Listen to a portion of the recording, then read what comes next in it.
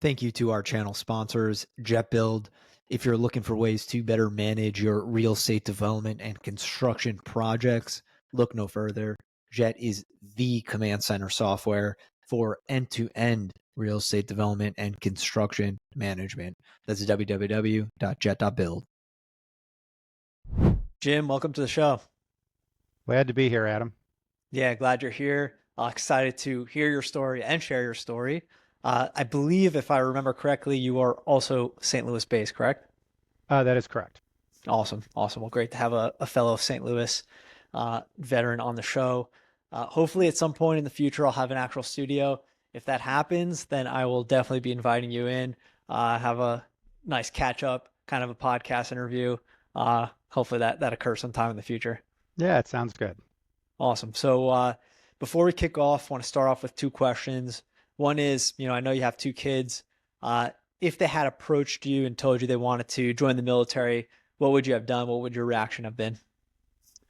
Both at different times expressed interest in it. They kind of grew up around my reserve career, not so much my active career, but they were very much around it. Both strongly considered it. Talked to me on several occasions.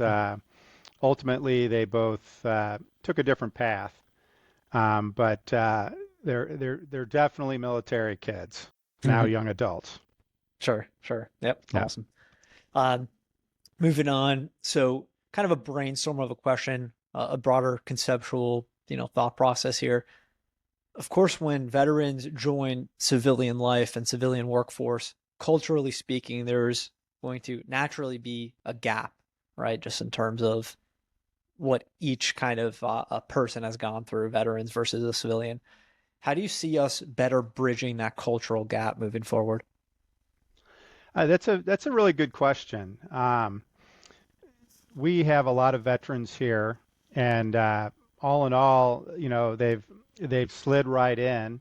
The challenges sometimes are people are generally very interested in their coworkers' military career, but when you have a lot of veterans in a workplace coming from a culture that has its own experiences and its own language, you kind of have to watch sometimes where you're having a conversation before a staff meeting and a couple of people get into a protracted discussion about the differences between the M60 and the M240N.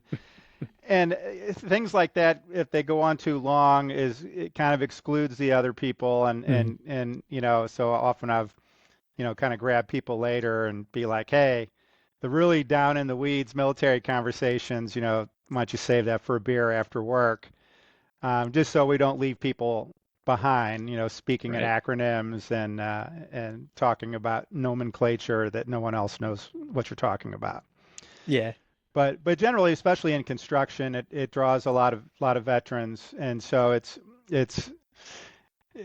they're pretty common fixtures around the industry. So it tends to blend in pretty well. Yeah, awesome. Yeah, you do have a unique kind of perspective and situation where you're running a company, and we're going to get into this later on. You hired a lot of veterans, and you just brought to light that dynamic where the veteran discussions actually create that cultural gap with non-veterans, and probably vice versa too, right? It's a two-way street. So appreciate that. Yeah, appreciate that insight and Sure. that feedback. So Jim, we're going to do a life story. Everyone starts with an introduction. So go ahead and kick off with yours.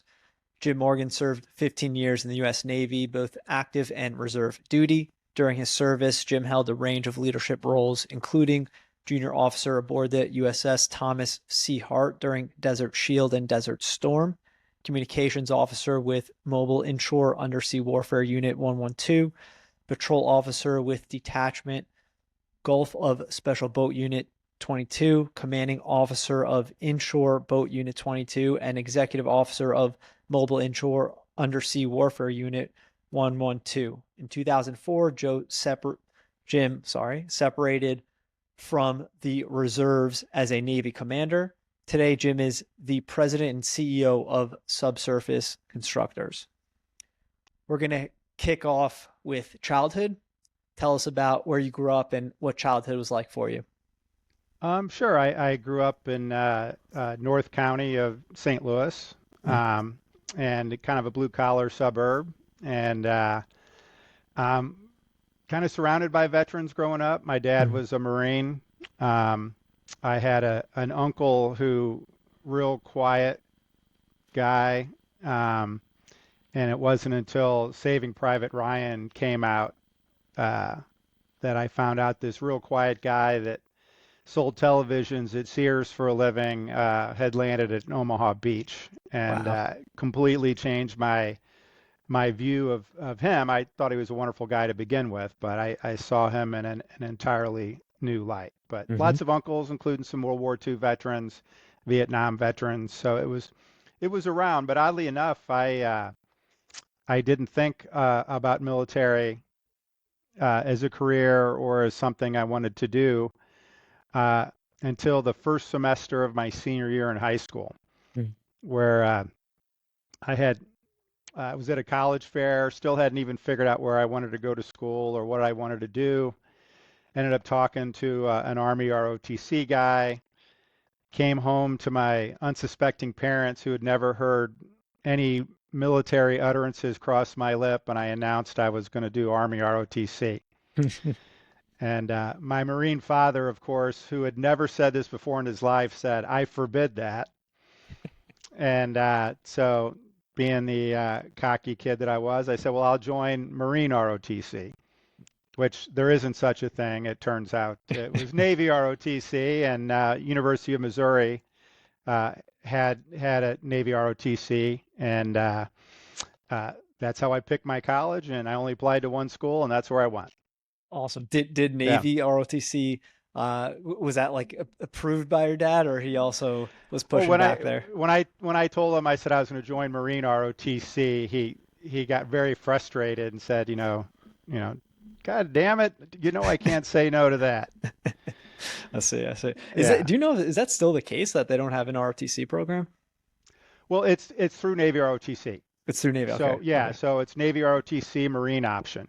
Mm, got it. So Got it. so as I was going through Navy ROTC, I went to Camp Pendleton, did some infantry Mm, training, went to Marine Corps Air Station El Toro. Oddly enough, I was headed towards the Marine Corps and thinking I was going to be a Marine aviator.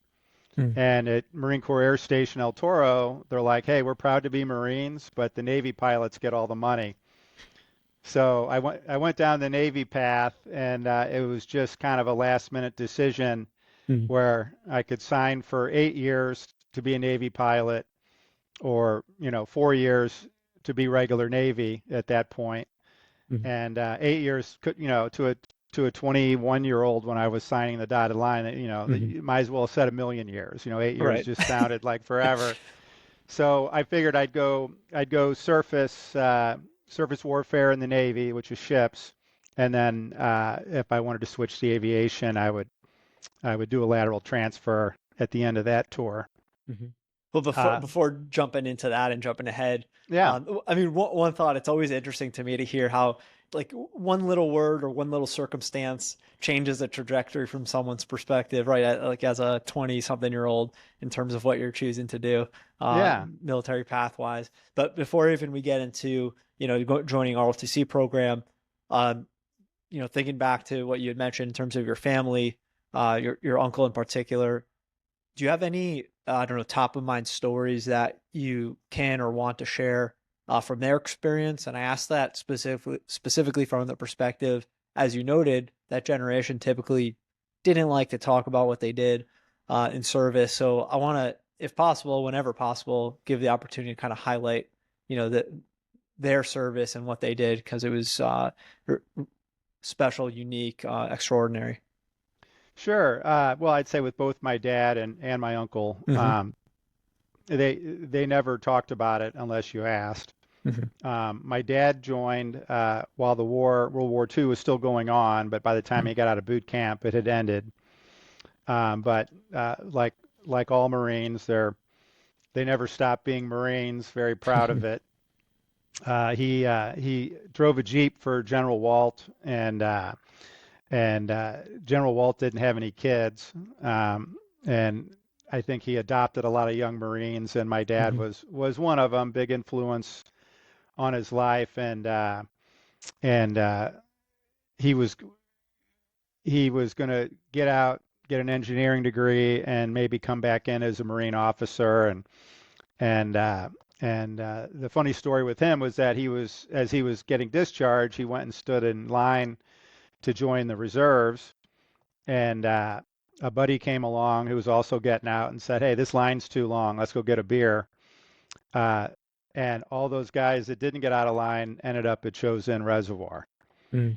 and was which, like a lot of veterans, my dad was always torn both ways on that. Hmm. Glad he dodged that bullet, but also sorry he wasn't there, Hmm. for his friends. And my Uncle Dean, who I didn't even know he was in the military until, like I had mentioned, I saw Saving Private Ryan. It came out that my Uncle Dean, who just was a real quiet guy, very unassuming, and but I remember one Christmas asking him about it, and it was amazing the transformation um, as he started to talk about it. His eyes got older and his face got younger Mm. as he was remembering, all that he went through, the excitement, the fear, everything. And it was just neat to just see someone who I just viewed as a television salesman, Yeah. uh, you know, become this warrior right before my eyes, sitting on a couch at my Aunt Maud's house. And those were that was a big glimpse into what a transformative experience military service is for people, and particularly people that are, in combat. Yeah. Yeah. That's And amazing. Yeah. yeah, Yeah. Thank you for and sharing. sure. So moving back forward to where I kind of stopped us, let's talk about joining ROTC. What even just that process was like starting ROTC, joining it, and onwards from there. Yeah, yeah. I mean, you still, although I was in good shape and prepared and everything, even though it was Navy ROTC, we had Marine Corps drill sergeants that ran our Hmm. training, and so you go to, it's not like boot camp or going to an academy, but you do report to school early, and they start putting you through that transformation, Hmm. um, with getting yelled at, PT, getting your hair all cut off. For me, I was lucky it was the 80s. Suddenly, short hair was kind of cool. So I didn't stick out like somebody would have in 1972. Hmm. Um, and Yeah, it was kind of neat because that provided, especially for a freshman in college, that provided a group of friends from day one, comrades, as you figured out. And then you had the benefit. What's nice about ROTC as opposed to a service academy is you still get to do all the other college stuff. So, Hmm. intramurals. I was in a fraternity. Actually, you'd interviewed one of my fraternity brothers, Right. Jeff Gibson, Hmm. who we were commissioned together, and which when we were getting hazed in the fraternity, they called us rowboat because we were by the Army ROTC guy that was hazing us. So Right. it was fun. Yep. And as you just pointed out, shout out to Jeff for Yeah, connecting us. yeah, Yeah, great, appreciated that great very guy. much. Yeah. So in that program, are you also deciding kind of the trajectory that you want to go on, or you're just in a Yeah, track and you cool? no, it was great. So that's where um, I looked at both. I had the option till my junior year to go either Navy or Marine, Hmm. and so I had the opportunity to do training uh, with both. And so you got a good look inside of both cultures. Hmm. I was probably better suited to be a Marine, but like I had mentioned, uh, for a while I thought I was going to fly, and the smart play there was to be a naval aviator as opposed to a Marine. But that was fine. I mean, my shipboard experience was wonderful, and then when I flipped over to the special warfare side with Special Boat Unit 22. I got all the Marine type combat training I wanted, so I got to have the best of both worlds. That's great. Yeah, Probably a silly question, but it just came to mind right now. Going through ROTC programs, you come out of that as an officer, right? that's correct. Right. So So if you're going that trajectory, I guess you can't ever really not be an officer in your enlistment. no, with the exception, which was I think to Special Warfare's credit, when you show up at a Special Warfare unit, um, you're a nobody. Doesn't matter Yeah. what your Okay. rank is until you become an operator, until you're qualified. So, Hmm. first year in Special Boat Unit 22, my boss was a first class petty officer. Hmm. I was administratively in charge. Right. But when we were operating, I studied under this petty officer Right. because he knew what the hell he was doing and I didn't. And Yeah. he was That. good. He was a good teacher. Yeah. That makes a Yeah. lot of that's what I was kind of asking. I was just curious Yeah. about it. That makes a lot of sense. Yeah. Yeah. Neat. Okay. Cool. So we And get. Yeah. Go ahead. well, even regular Navy, you're an idiot as an O1 Right. to show up and pretend like you know everything. Right. And so I was humble enough, and my family was a nice mix of blue collar and college Hmm. graduates, and no one put on airs about that or thought they were something special because of 4 extra years of school. Hmm. And so I really was totally open to taking instruction from my chief petty officers Hmm. who technically worked for me but had 15 years of service and they knew Yeah. what was going on. Yeah. That's Yeah. definitely the smart way about it. Right, right. So finishing ROTC, uh, one, how did that, if you remember, like, was it like a special, ceremony or finishing or anything personal? Like, how did that feel?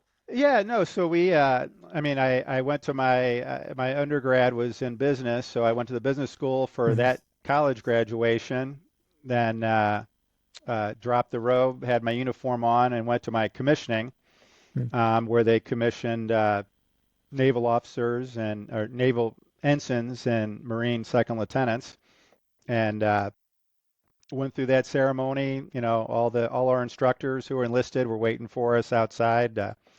Be our first salute so we could hand them a silver dollar. Hmm. And no, it was good. And then I had like a week or two off, I guess, through Christmas. And then, drove up to Newport, Rhode Island for officer NDOC and surface warfare officer school. Awesome. Awesome. So Yeah. walk us through that process, really starting in your military career. Well, the funniest story I always tell is that ROTC made us kind of turn in all our uniforms and gear with the exception of a basic set of uniforms. Hmm.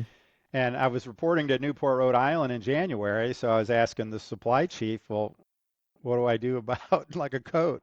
And it's Right. like, no, you're with your first paycheck, you'll get your uniform allowance, and then you just go buy it at the exchange.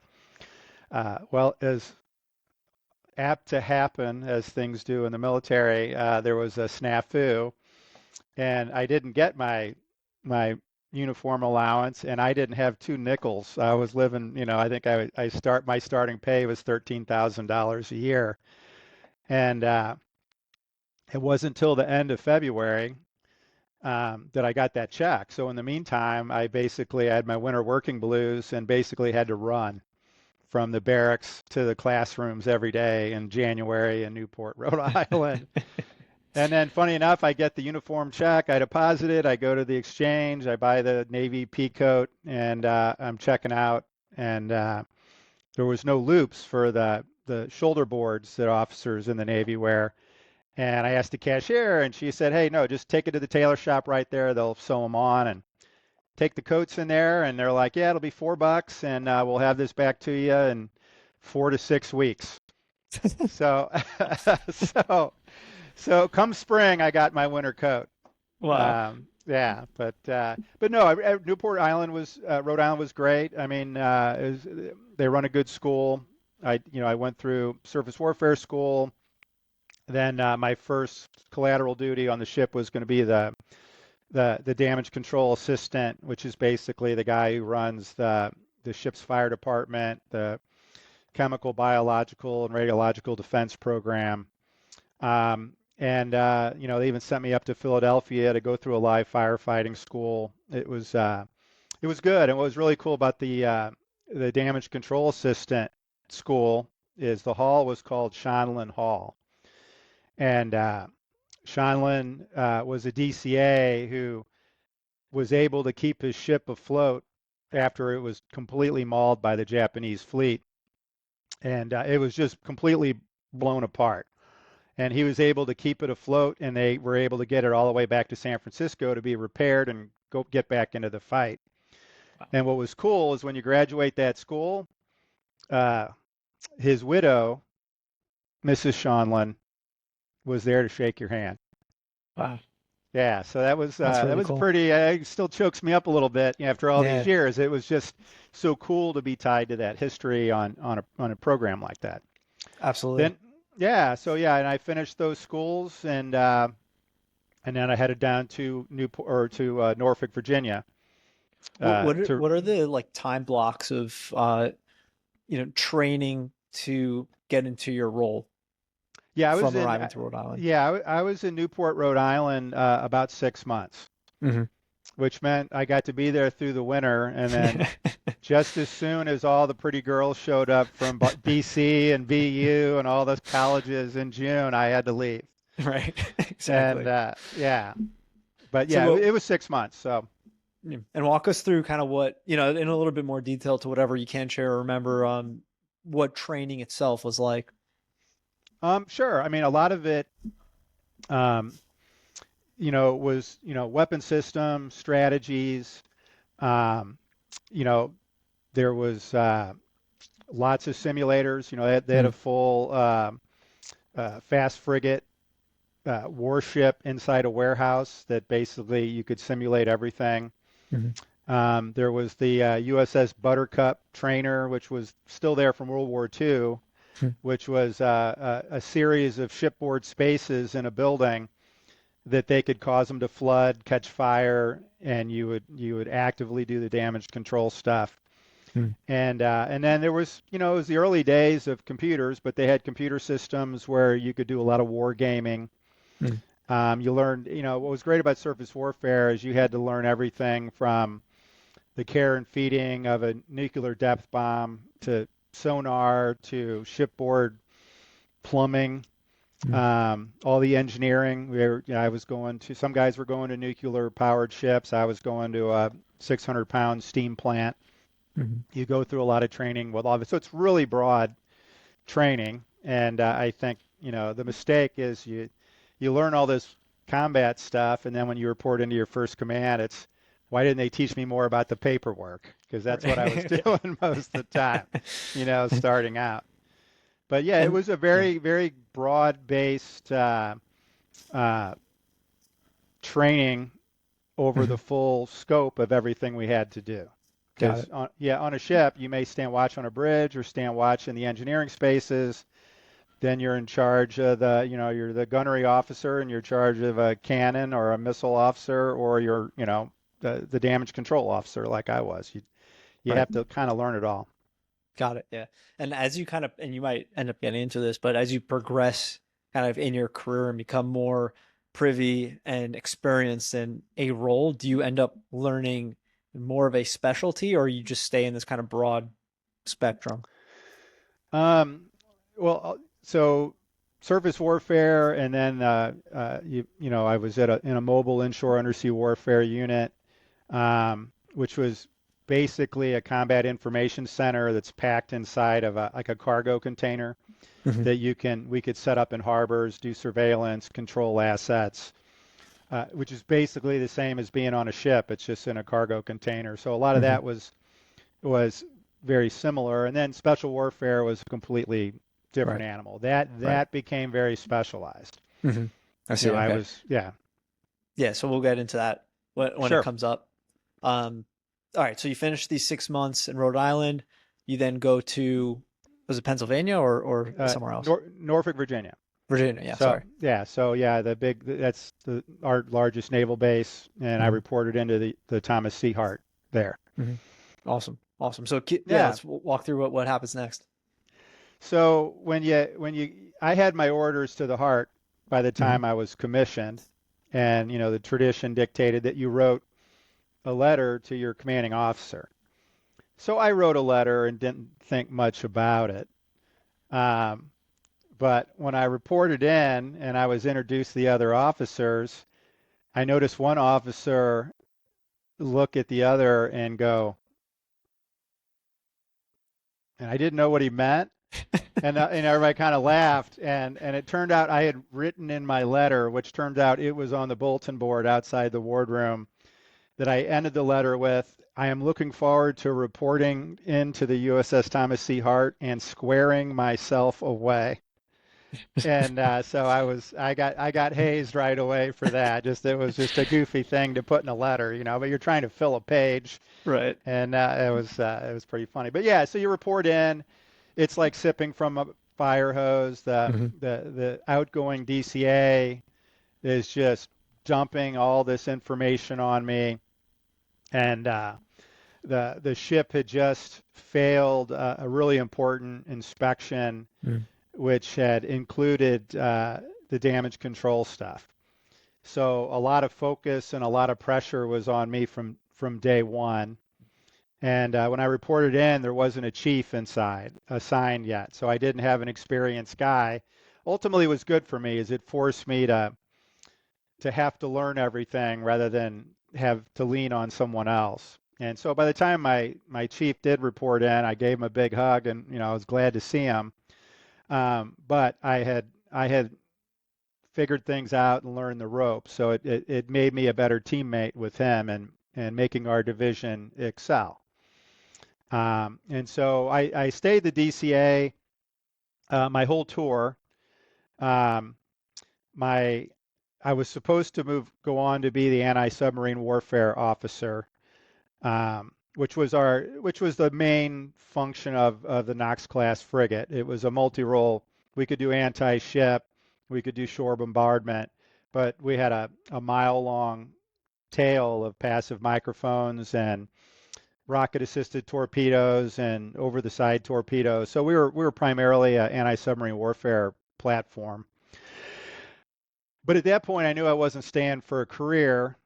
We were still just starting our trip back from the Middle East when the commanding officer said, "Hey, I'm going to fly you back early and send you to the anti-submarine warfare officer school." And even though I wasn't quite in my 6-month window for resigning my commission, at that point, I felt like I had to tell them, like, "Hey, you need to send somebody else. This is our ship's main mission, and as much as I would love to go do shore duty back in Rhode Island, um, I would go through the school and then leave the Navy shortly thereafter, and I'd Hmm. leave the ship strapped." And he really respected that, um, and which was fine too, because then suddenly I started getting all the good duty, uh, trying to suck me into staying in the Navy, on active duty. So it worked out great. But he was a really good CO. I was really lucky on my first and only ship. I had outstanding commanding officer. I had an outstanding Mustang executive officer, and those two guys made all the difference. Hmm. And we had a couple other had a couple other bosses that weren't so good, but I probably learned more from the crappy officers than I did the good ones as far as what not to do. Sure. And so I came off that tour feeling like I really learned a lot. Mm. And what was the kind of overall time frame of that tour? Yes, it was 3.5 years, Okay. after I got out Yeah. of school. Yeah, I see. Yeah. Yeah. So then that's yeah, your 4-year initial commitment from right. ROTC. Yeah, Right. and Okay. then during that time, I mean, we had a great med cruise planned, and I in fact I had, my roommate, who was a classmate of mine from surface warfare school. We were living in downtown Norfolk, and we were both like, we're not sure if we're going to stay, so we probably ought to get an apartment by the beach. So we broke our lease, lost our deposit, he knew a guy who knew a guy that needed a couple of roommates. And then out of the blue, he goes, with me being engaged, I probably ought to just get my own place. And I'm like, oh, are you kidding me? And then the next day, Saddam Hussein invades Kuwait, Mm. and we were told, hey, you're leaving in 5 days. So I had to take all my possessions, which luckily in my 20s wasn't much, down to this condo in Virginia Beach to these strangers and go, here's all my stuff. Here's 6 months worth of rent checks. Don't steal my stuff. Goodbye. Wow. Wow. And 6 months turned into 9 months during Desert Storm, and I get a letter from them saying, "Hey, send us more checks." Yeah. And they ended up being good guys. They were mainly intel officers, and so Mm. when I came back, they were the follow-on guys. So I ended up moved in. I was there with them for a couple of weeks. They left to go back over to the Middle East, and I've got like a 5-bedroom condo by myself next door to a 5-bedroom condo full of girls. Wow. Yeah. So Worked yeah, out. it worked out. It worked out.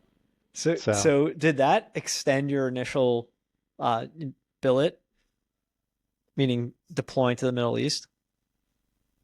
it didn't extend it. I mean, Okay. It was just it the end of fit it. it fit within my window. Okay. I think Yeah. what was unusual is kind of after the war was over and we were still there.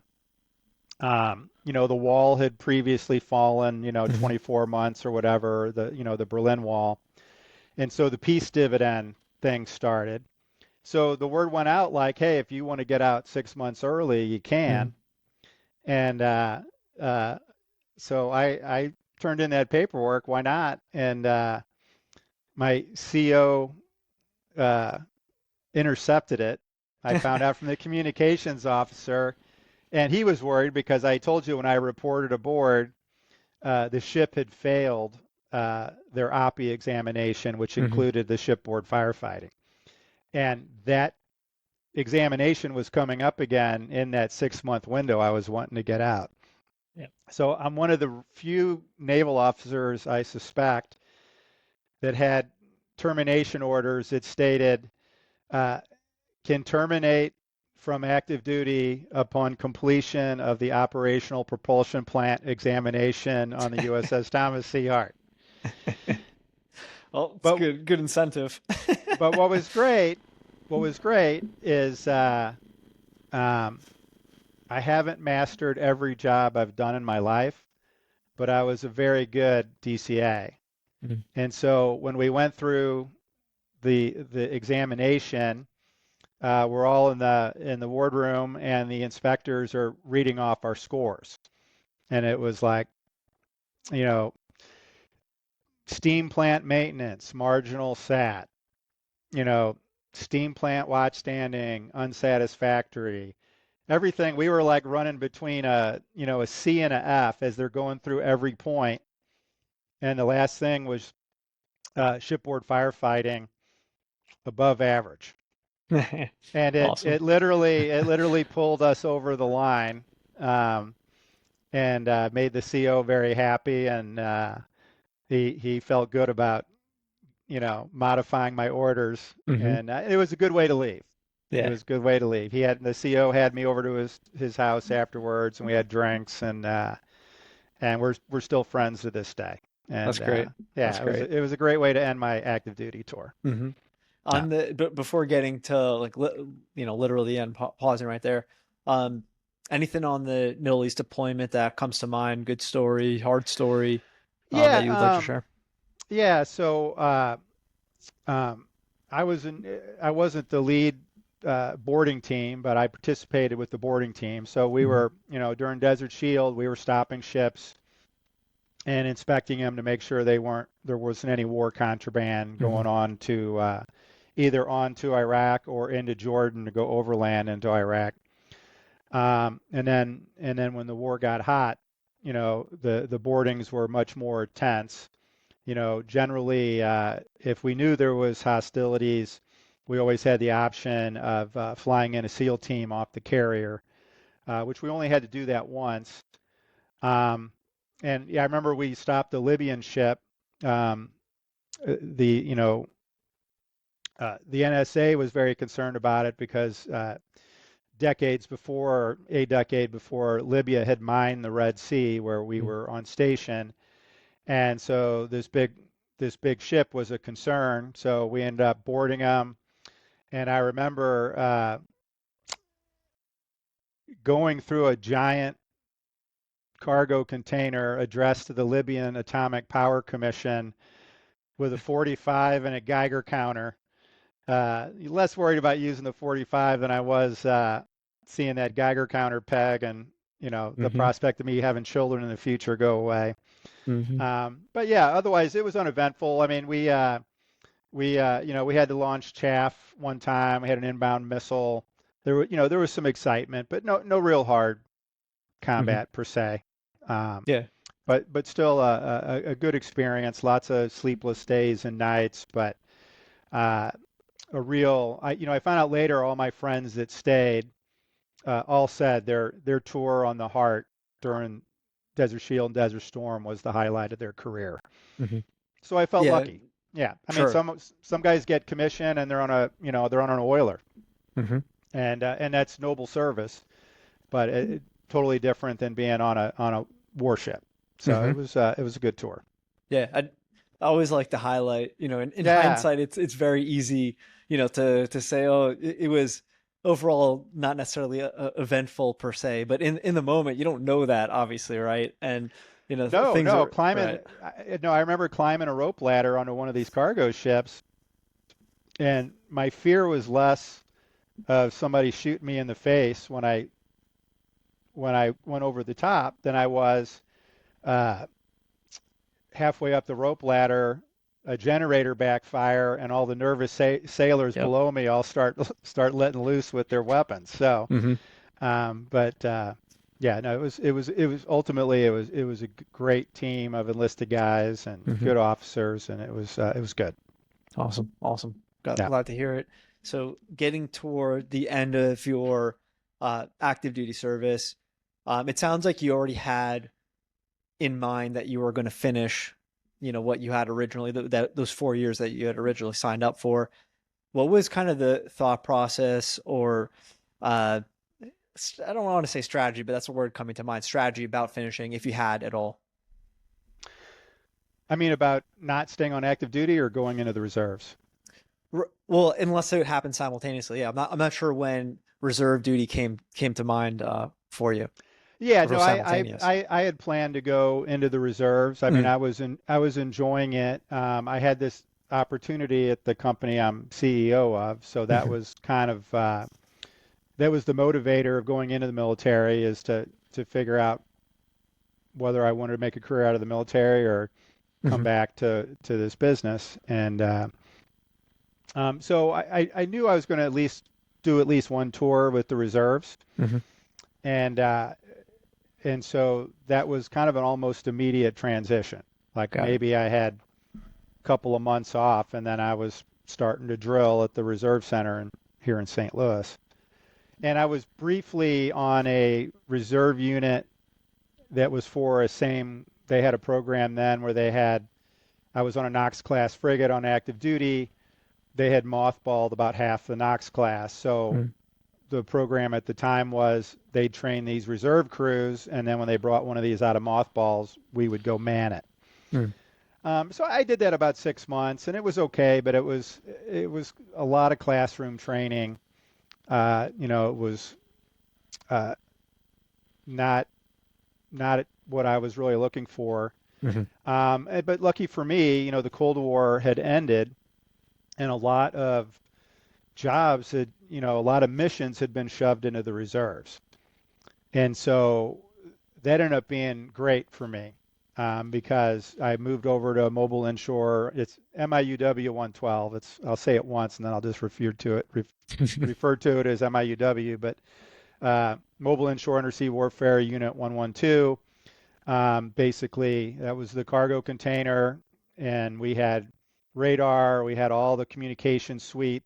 We had a Square 17 sonar, and we would either work with local assets to have helicopters drop our sonar buoys, or we had ribs and we'd take our sonar buoys out and place them the mission being basically to be able to surveillance a body of water off a coast Hmm. and work with other assets to, kind of a force protection mission. Hmm. And there was no active duty counterpart for it. So um, when we left St. Louis, it was either a real mission or a real military exercise, like a Cobra Gold in Thailand, things like that. So the travel was great. The mission was real.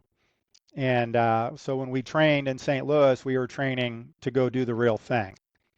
And that was good. And I had a great tour doing that, did a multitude of jobs with that unit. It had kind of a shipboard structure. There was an anti-submarine warfare officer, there was a communications officer, kind of all the standard jobs. And then I was still looking for more. And We'll pause. I'm going to pause you there because I want to take sure. a half a step back.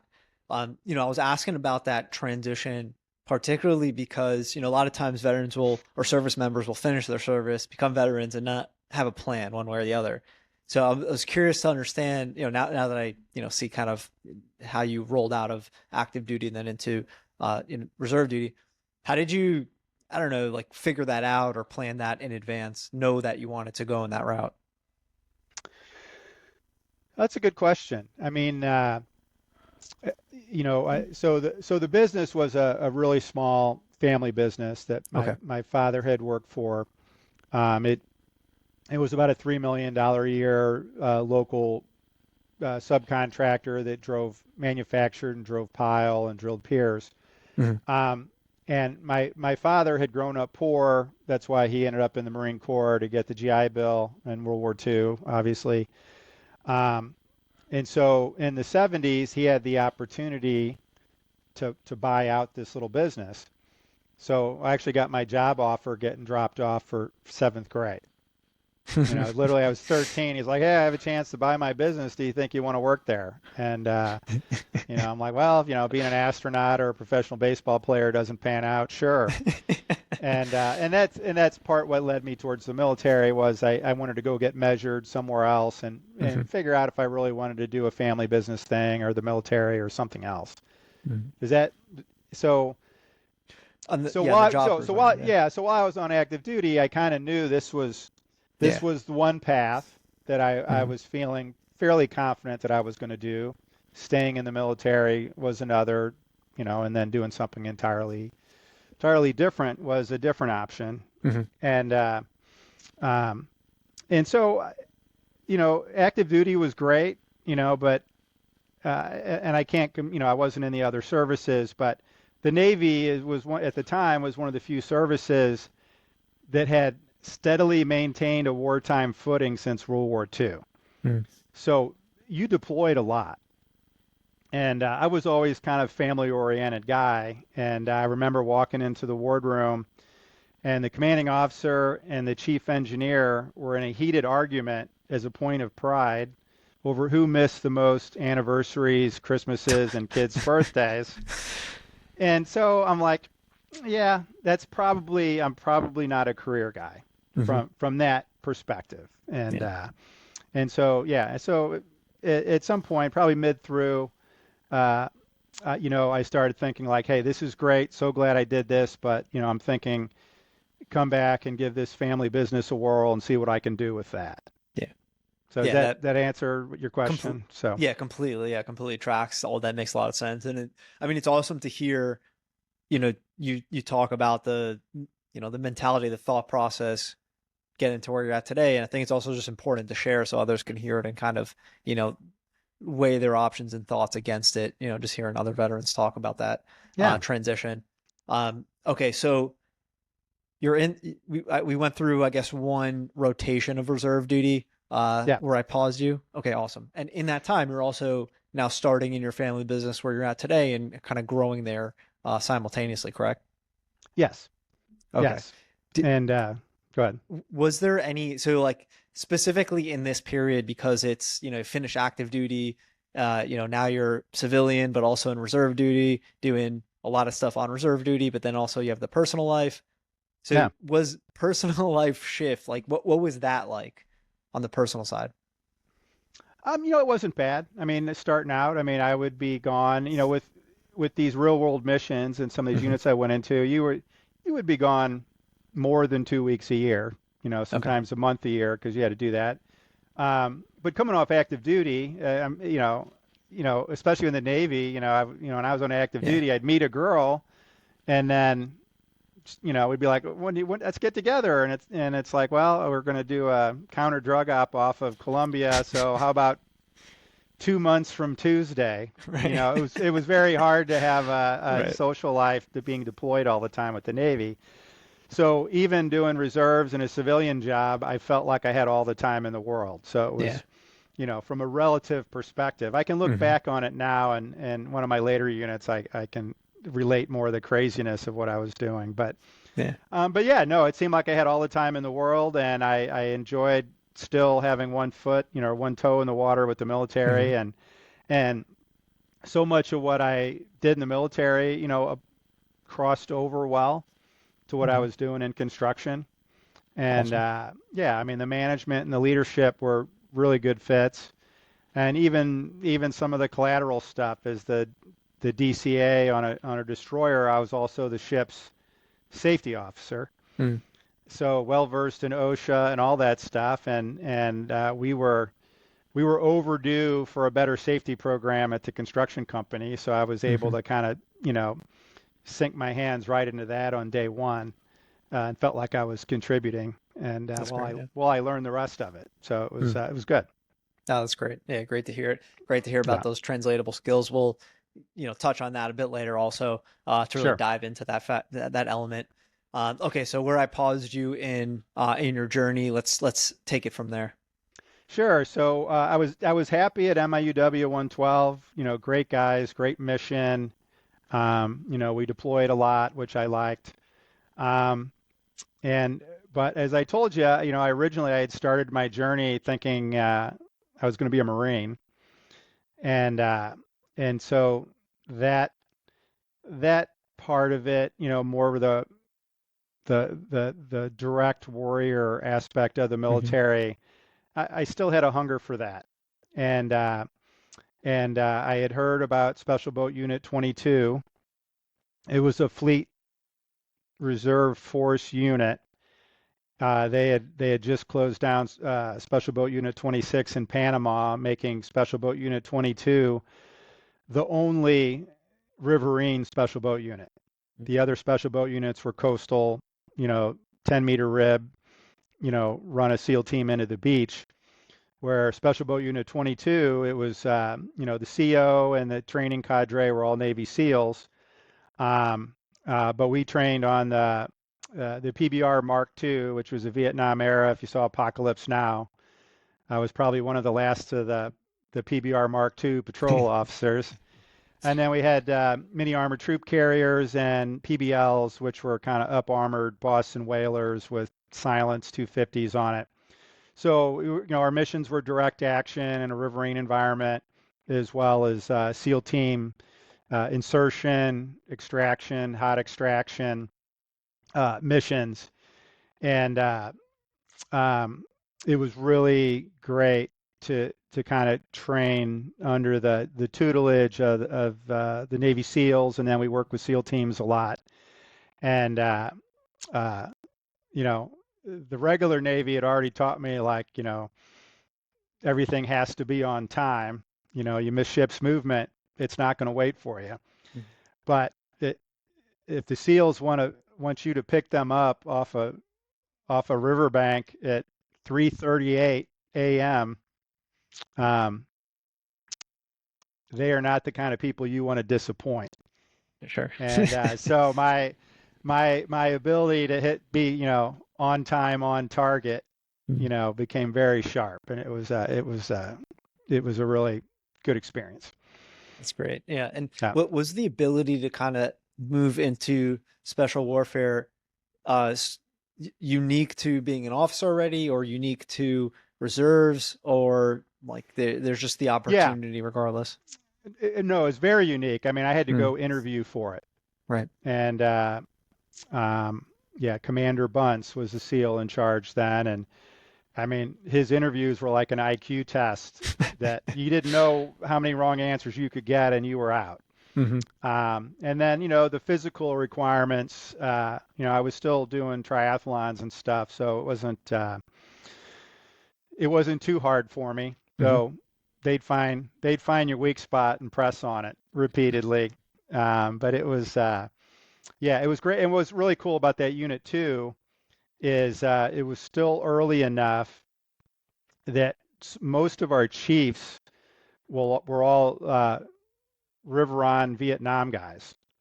So they'd all seen combat, in the Mekong Delta. Yeah, and every time a chief retired, it would be like, you know, River Assault Squadron 23, 1973 to 1975, Special Boat Unit 22 until today. I mean, they Hmm. only served in 2 units, and they brought all that knowledge, that real combat experience to the unit. So between those guys and the SEALs, we were pretty highly trained. Awesome. And And yeah. in the, obviously because this is from a reserve duty perspective, I guess you went through like a pipeline as a reservist in order to get into that unit. Like what was that like transitioning into that unit? Well, a lot of it was all pre-interview. There's a little bit of PT as part of that interview process and all that, and so they had the flexibility. They could recruit from anywhere in the Mm. in the reserve universe, and so they were just looking for guys that had the right mindset, Hmm. and had the drive. Because if you're signing up for a unit like that, uh, there wasn't an active duty counterpart for us. Okay, yeah, So right. if a SEAL team needed a riverine support anywhere in the world, it was one of our dads. Mm. And so the was fast and furious. Um, I would say at that point in my life, I was 27, 28. I didn't really get butterflies in my stomach anymore, but I had butterflies every time I went to that report into that unit because Hmm. they were gonna push me to the max. So it was continual hardcore training. But at that point in time, they didn't have the SWIC school set up. Mm. Before I was done there, I was helping them set up the curriculum for SWIC. If you're not familiar with that, that's kind of the buds for special. They call them special boat teams now, as opposed to special boat units. Um, but um, I mean, one funny story from that unit is uh, DevGru, which is what they call SEAL Team 6 now. They brought us a boat because we were the Riverine guys. There wasn't anyone else. They said, look, we're thinking about this boat future wise. Try it out. And at that point of the time, we were, just like you saw in the old documentaries, two is one, one is none. I mean, there was all these adages, and this boat failed them all. There's a Mm. single engine, like a PBR's had two. You could cut a PBR in half, and those two halves could virtually almost keep going and fight. I mean, it was same for all our boats were that way. And they brought us this boat that had an Italian racing diesel engine. It had a 20 millimeter chain gun on the bow, and we pretty much failed it. I mean, we liked it, and then they came and got the boat, never saw it again until like 15 years later. I'm watching that movie Act of Valor, Mm. which had real SEALs in it and stuff. And one of the opening action sequences was the CH-46 coming over the horizon with that boat hanging underneath. They And I'm sold it to literally, Hollywood. well, no, it was all real SEALs in this movie. It was they really tried to be authentic. I would say Mm. about 80% of the cast were active duty SEALs. But the military, they don't tell you anything.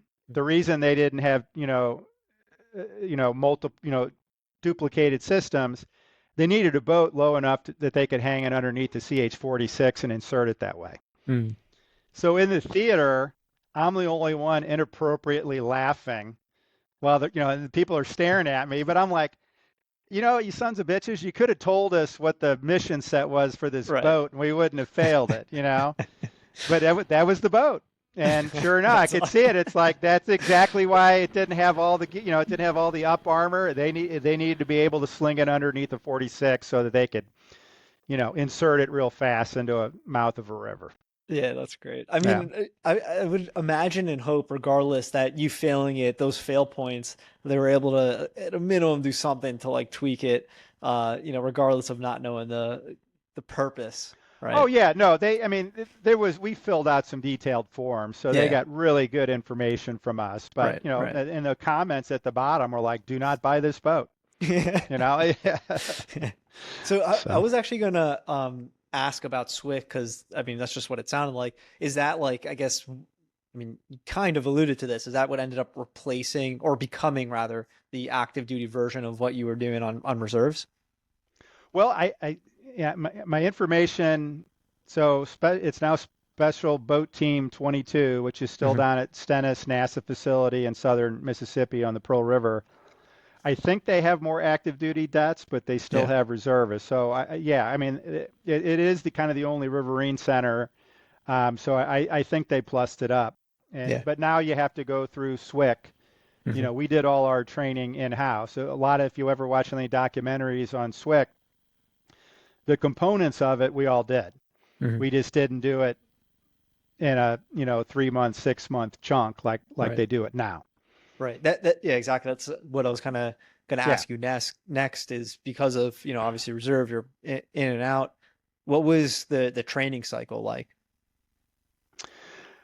So, I mean, basically, every time you reported in on Friday night, you'd get the training deck, and it would be full on training until Sunday night.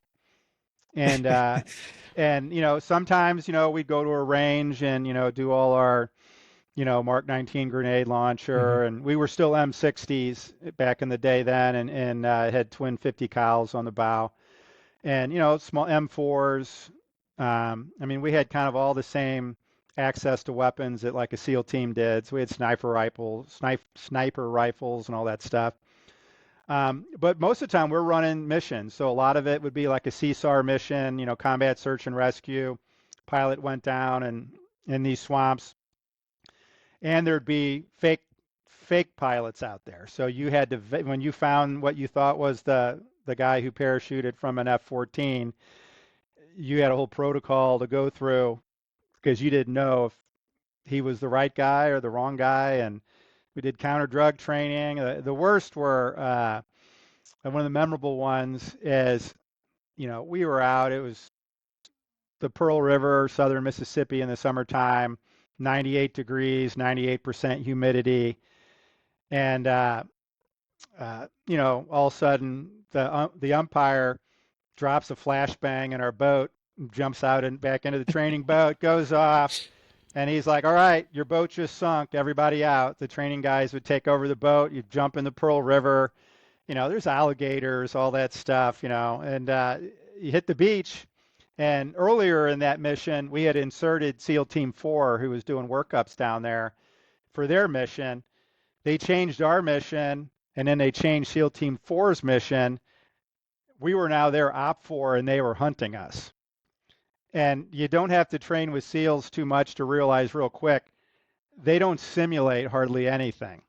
So we were highly motivated not to get caught by these guys because we would have taken a beating literally. And so, we ran ourselves dry, through the swamps. It got dark.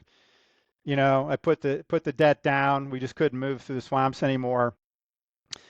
First light, it comes up and it's like Indiana Jones.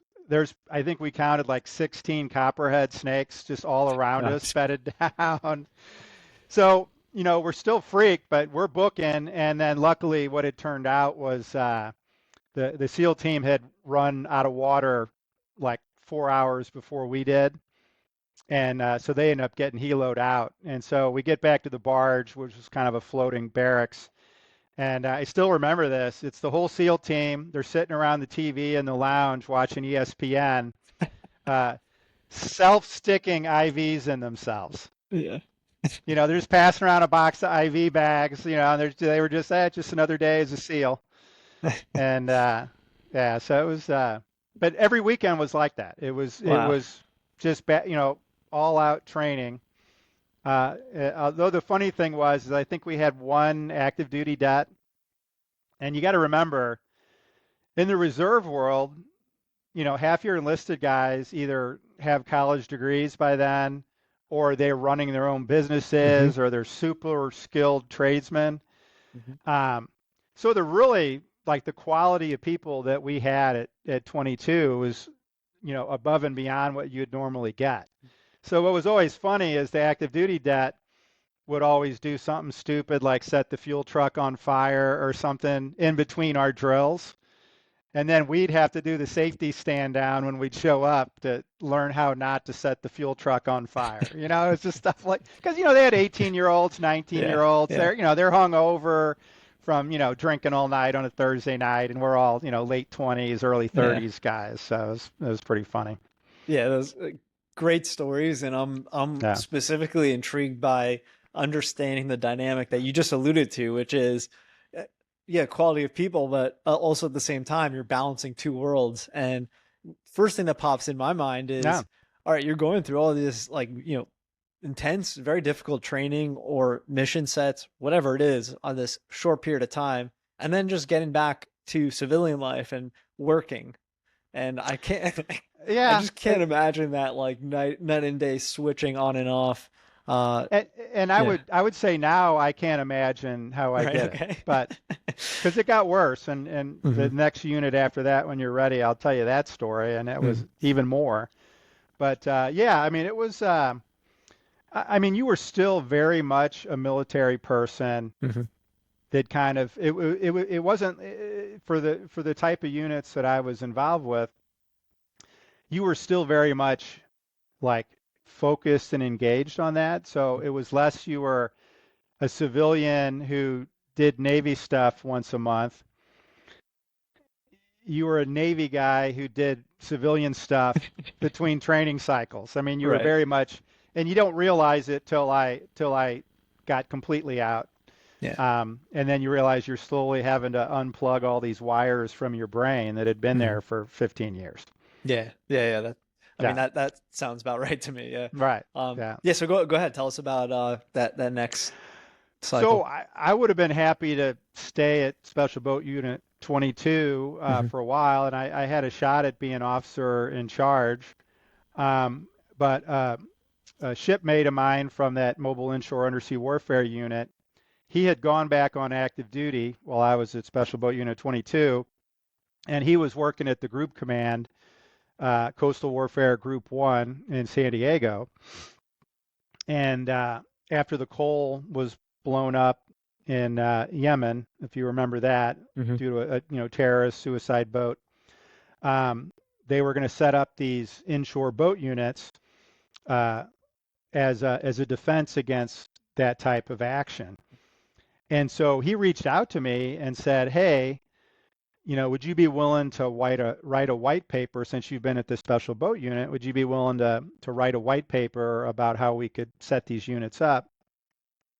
So I did, and then they got the funding and the go-ahead, and they started setting these units up. And there was a unit in Houston, Texas, a reserve unit that had a different mission. It was a craft of opportunity unit where they, in theory, would go into a harbor, take whatever boats they could find, and turn them into minesweepers.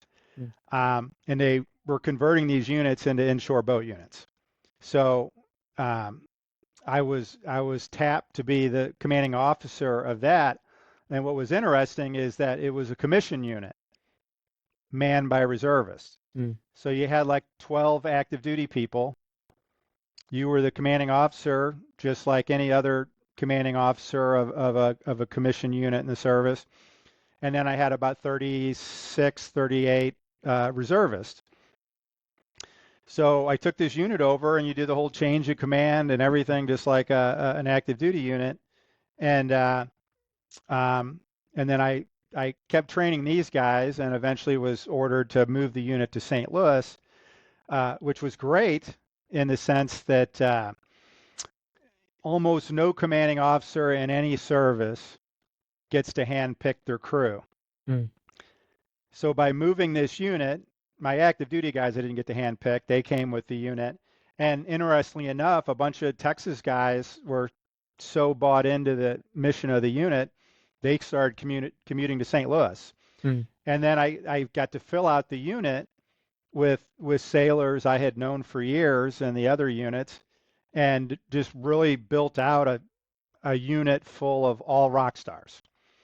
That's great. And so we quickly became like one of the top inshore boat units. We're IBU 14 and inshore boat unit 14, and yeah, all our missions were real. I mean, we'd go and we'd go to Mombasa, Kenya, and set up to protect a couple of our big MSC ships that each carried a couple $1 billion worth of war goods. And in fact, we had to evacuate our hotel. We were a target for Osama bin Laden's group. Mm. And literally, I'm sitting in a meeting, and there was like a Marine intelligence guy, a Navy intelligence guy, CIA guy. No one guy had all the story, but when they all threw their stuff on the table, it turns out that there had been a Middle Eastern men in there casing it, the hotel we were at the week before, and the CIA had intercepts that something was supposed to go off in Kenya. So it was great. It was a great unit, and we went all over the world. And talking about a reserve unit, everybody in the reservists in that unit were so vested, because I would go every morning. This is what I was alluding to before. I would get up, I would go to Lambert Airport where we were stationed. I would hold quarters with my active duty guys at 7 a.m. Then I'd drive unto work and do my civilian job.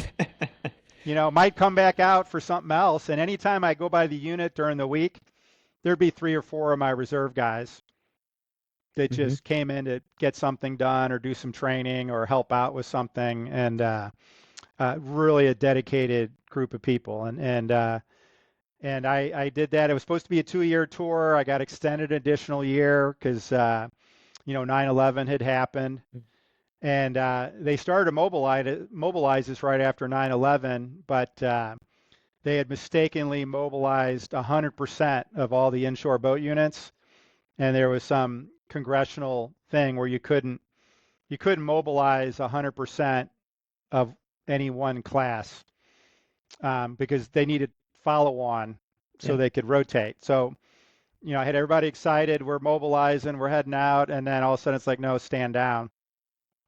And then unfortunately, they couldn't extend me a 4th year, but I had a great XO, and so we were able to work it that he relieved me, and it was 3-4 months after he relieved me, then they got mobilized. Wow. And ended up in Iraq. And then you might relate to this. I was at an Associated General Contracting convention on Hawaii on Oahu, and we went up to the volcano, and I didn't have cell service. And when I came back and had cell service, here was all my guys calling to they were just crossing from Kuwait into Iraq, and they were just calling to thank me for my role in helping them be prepared. And I guess I left that story out. When I was at Special Boat Unit 22, I got sent to a private contractor for small arms combat shooting. It was 2 weeks. Master Chief Herschel Davis. He's in a lot of the old documentaries. He looks like Mr. Clean, handlebar mustache, and he's bald, badass guy. He's still living. And I had these orders, and he called me up, and by then I think I was lieutenant commander, and he was like, "Hey, commander, sorry, you were supposed to go through with some FBI guys, and they canceled." And I'm like, "Well, shit, Master Chief, I'm not going to get these orders again." And I hope it's okay that I'm cursing on here. I figured it was a military. You can bleep me out later if you need to. And I'm like, well, he's like, well, fuck it. I'm like, I'm not going to get any of these orders again. He's like, fuck it. Come on up. And I end up living in his mobile home with him on the range, and it was like 10,000 rounds the first week of Yeah. Yeah. M4, 10,000 rounds the next week of handgun. You know, we were still shooting 45s then, Hmm. and he was I mean, to get instruction from a world-class guy. Yeah. Yeah, I mean, he had me hitting steel man targets at 100 yards on the run, out of breath, with a 45. Mm.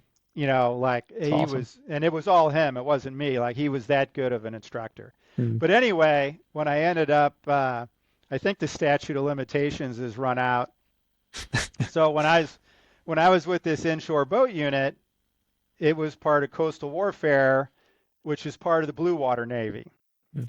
And so the Blue Water Navy is much more focused on cannons, missiles, aircraft, less so on small arms and sailors with guns and stuff. And so me trying to get money from them, because Master Chief Davis was going to run a school for my inshore boat guys. And so what happened was we couldn't get the funding for it. And I cut a deal with the Master Chief. He needed a new sniper tower built. And we just worked it out. We got the training for free. We built them a sniper tower. And these guys, these Blue Water Navy guys are getting special warfare level training. And then, I had brought the special boat unit, boat tactics stuff to it.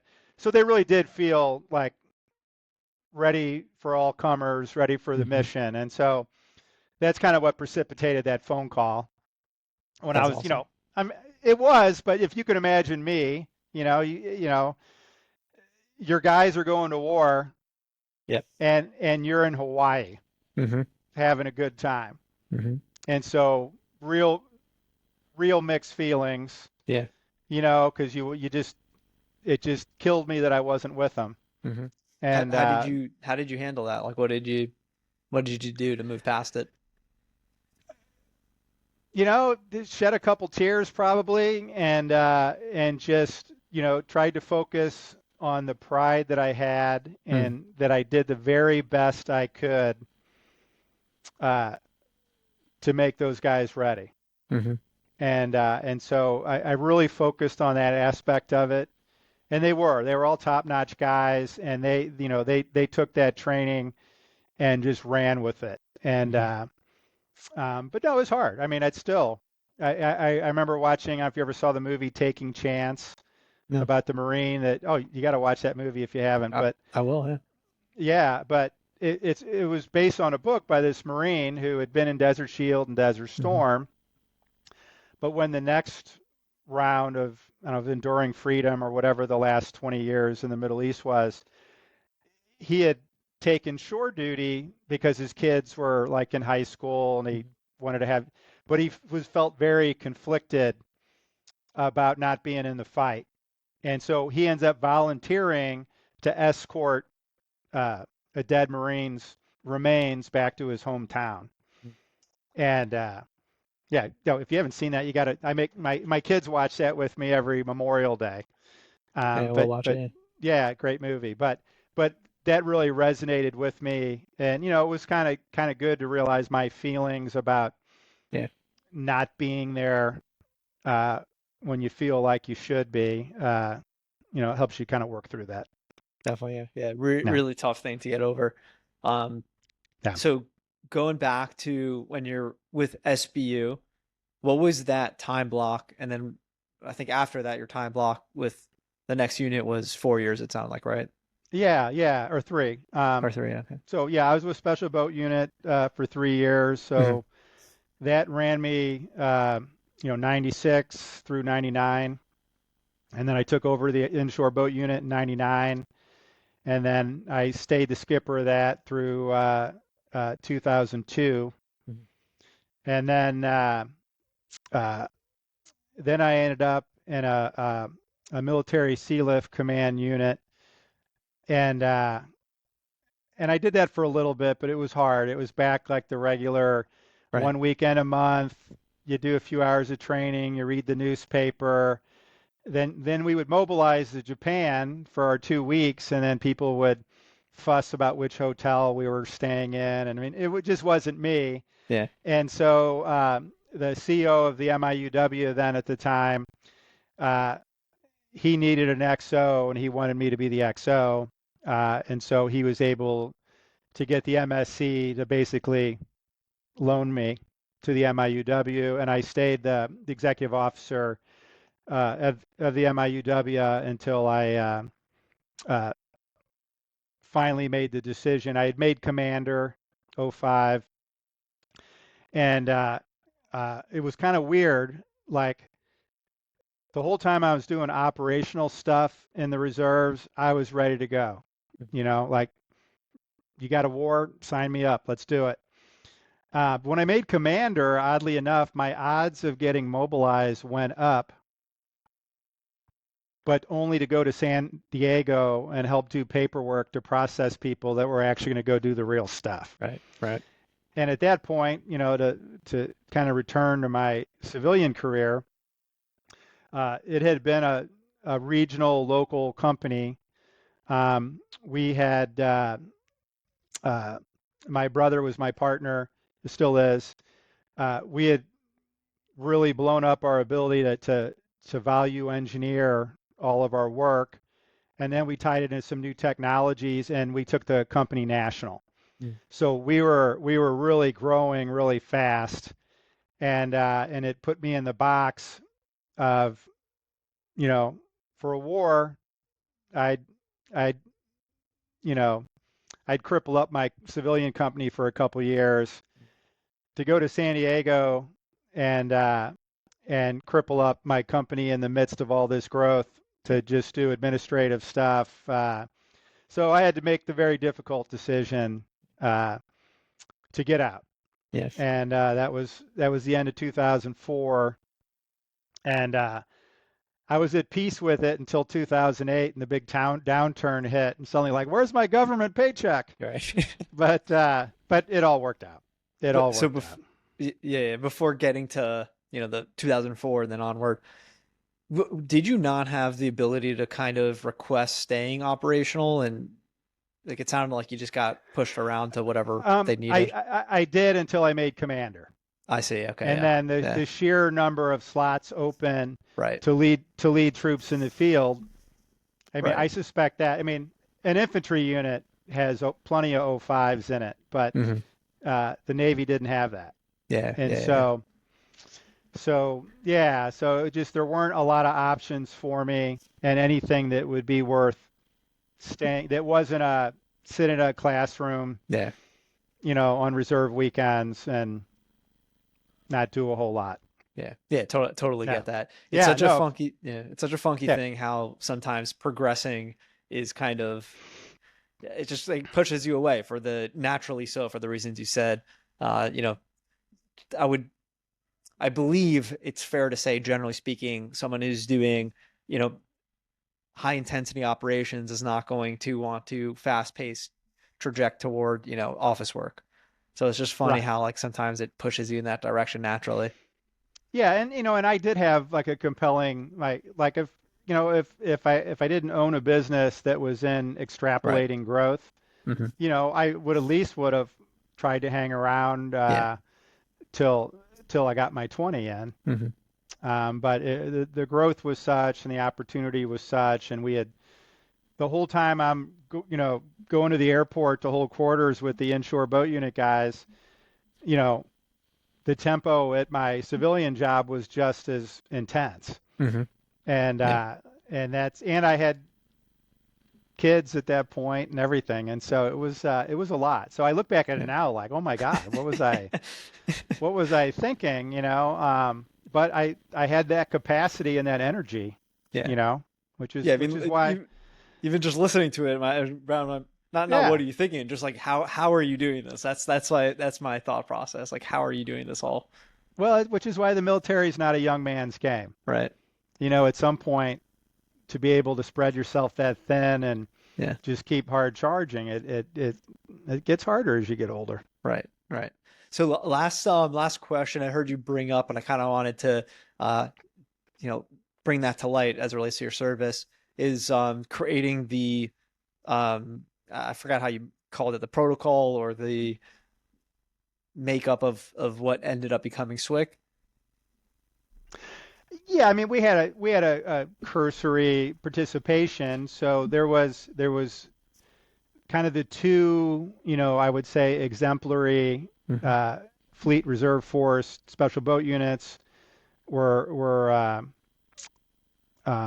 22 and I think 12, which was in Northern California at the Mm. time. And so they, they had the active duty special boat unit there in San Diego, but that was all uh, ocean, beach facing work. And so they really they spent time at both of our units, having us take them through our training. What we're measuring the guys. What are the key competencies? What are the traits for someone to be successful in that line of work. I mean, they were pretty thorough and kind of, sucking everything out of our heads. And it was probably a 6-month process, if I remember. Hmm. Um, and by all accounts, the SWIC program, uh, I wish I had another life so I could go through it. It looks like they built a great program Yeah. that really fits in well with the SEAL teams, and that was a little bit of a disconnect there. I mean, we were really good at what we did, and we got to work with Special Boat Service out of the UK, and we were good. We held up our own. Um, but I think what they're doing now with the SWIC, um, it's more comparable or more compatible with the buds that Yeah. the SEAL teams go through, and so there's they're more lockstep right out Yeah. of the box, where we'd have to work that out in the field. Yeah. Um, and Yeah. They so it's they train up together. We have an episode with a SWIC operator coming out pretty soon. It's fascinating, to hear. I wonder if there was any overlap. I can't remember at the top of my head. I think he might have enlisted around like 2000, 2008 or so. Yeah, he would have missed me by about 4 years. Right, Yeah, exactly. Yeah, yeah. Yeah, maybe a little bit earlier, but around that time, more or less. So, but yeah, yeah, really neat to hear. yeah. For most years, it's always felt like, oh, I've only been out a couple years, and now with the gray hair and the wrinkles, I can't really sell that to myself anymore. I mean, it's Sure. hard to believe. I've been out 20 years. Hmm. you Hmm. know. But Yeah, the sailor's still in me. you're right. It's just been a long time since I put the uniform on. Oh yeah, yeah. I mean, that won't leave. That's for sure. Yeah. Awesome. So I wanna now go back to kind of where I paused, Mhm. um, where you're finishing up your service now in its entirety. Um, what was that like? Transitioning out completely, finishing service completely. Like what was going on in those kind of moments? I would say there was about a 5-year transition Hmm. process as far as psychologically. Yeah. Yeah, I mean, as I alluded to before, most of my civilian career while I was a reservist was that you know, I was a naval officer first, Hmm. and I was, operating a civilian company second. Hmm. And it took about 5 years before that flipped. Hmm. Um, and it it I finally kind of, because there's always reunions, there's always opportunities to hang out with guys, and I had, of my inshore boat unit guys, at one point in time, I had 5 or 6 of them working here at the civilian job, which I was accused of trying to rebuild the unit at Subsurface Constructors. And which is great, because every one of my sailors that retires now, I'm down to one left, Tater Harrison. But when they retire from Subsurface, they get a big ship's bell with the company logo engraved on That's it. great. So to kind That's of great. honor both things. Hmm. Yeah, the Post-Dispatch actually did an article on us at one point in time for all the military people we had working here and Amazing. why I hired them. And yeah, it was cool. Amazing. Yeah. Yeah. I'd love to put that in the show notes. Um, so kind of like wrapping up that question is, now that you have obviously hindsight knowledge, uh, what would you have done differently, smoother, better, easier, simpler, to help you transition in that kind of 5 year, period that it takes psychologically? Um, I I don't know if I could have done anything better. I mean, some people, anybody that served, you got people who can't wait to get out. Hmm.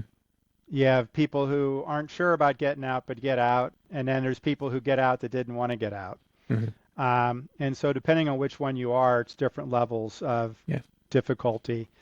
Um, yeah, for me, it just took time. And I had some friends that had gotten out of the Navy and the Marine Corps and some other services that kept looking backwards. Yeah. They didn't, and there's nothing wrong with looking backwards and with pride on your service, but if you're only doing that, that's those guys struggled. Hmm. And Facebook was just taking off at that time. I'm so old. I was there when Facebook started. Um, and I saw some buddies that, they'd been out 7, 8 years, and 100% of their posts were about serving Hmm. and about, like, oh, look, my uniform still fits and all that. And you could look at those posts and you could see that their civilian lives were suffering Hmm. because they were having a hard time letting go and embracing whatever's next. Yeah. So part of why I probably didn't have a problem was that I was seeing guys who weren't letting go, and that was a motivator for me to you know redouble my efforts Mm. to carry on the pride, but find the next thing, whether Yeah. it's your career or hobbies or your family, but find the next thing that you pour that same level of energy and Yeah. commitment into, so that you're not leaving a void, you're just switching what's in the container. Mm. Yeah, very well said. Completely agree. I in my opinion, in my take, and what I hear from veterans, that would be the singular most important thing you can do, which is really just shift that focus to something else forward, so that you could move on and create a different purpose. Yeah, without a doubt. Hmm. Awesome. So a step back, but now on the other side, which Mhm. is career, right? We kind of touched on it, but we were more focused on military career. So now I want to kind of focus on how you grew as a company and as a employee, to where we just ended, right? To 2004 plus minus.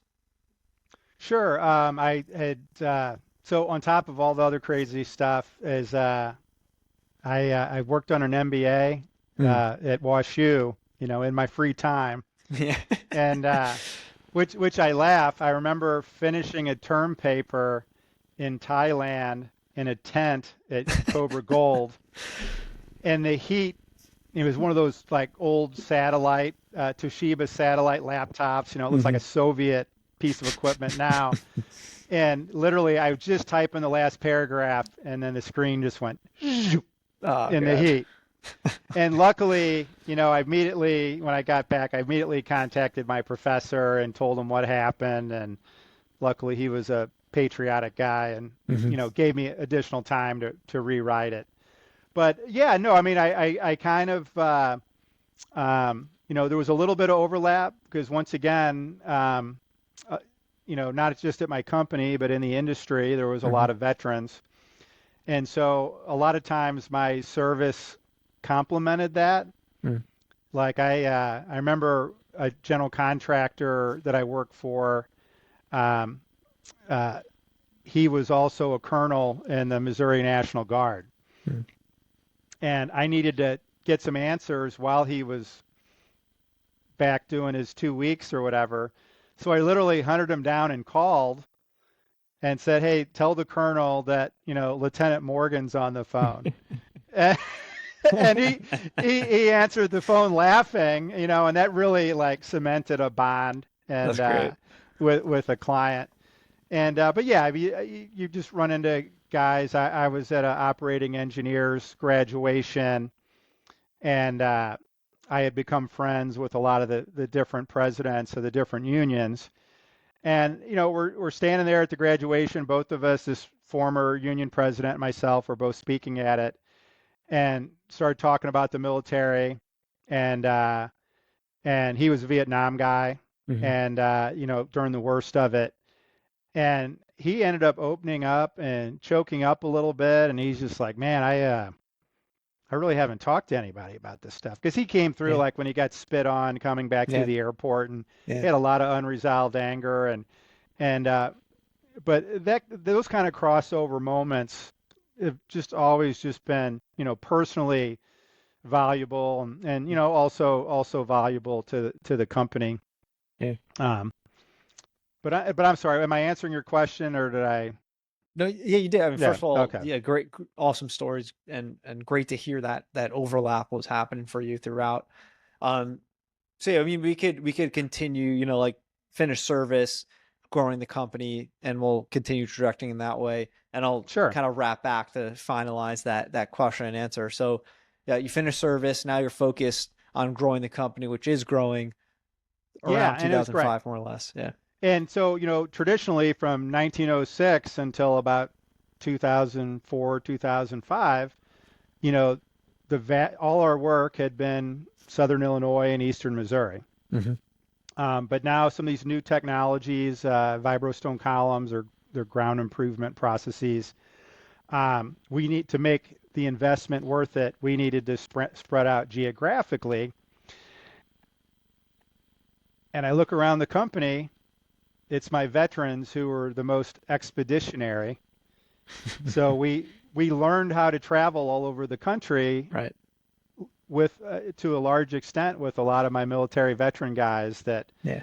they knew they were comfortable doing it. And so the latter part of the first decade of this century was us learning how to geographically expand, until we hit the oceans on both sides, Hmm.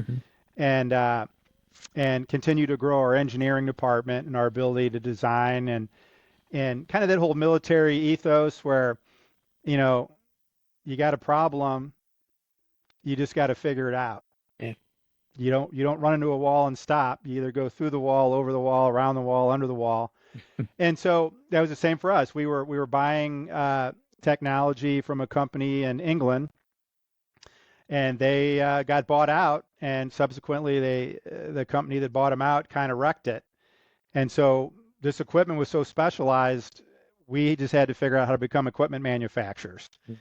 And so, that's where we spent a lot of time, 2007, 8, 9, 10, and onwards, figuring out how do we continue to grow this without the ability to buy the equipment from someone else. And, we became structural engineers, mechanical engineers, and just started manufacturing equipment.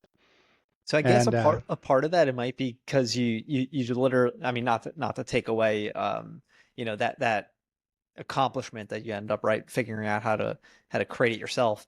Um, I digress there. My question is more so that's still a hard decision, and I'm sure that was very capital intensive, right? So how do you what was the thought process like? How did you get around to saying, okay, yeah, this is what we have to do. We have to pour the capital into being able to make this equipment ourselves, not having that kind of background to begin with. right, right. I mean, we try to hedge our bets, Mm. make. But so as I was telling you, the company we were buying equipment from, they were bought out. The bigger company kind of wrecked it. Mm.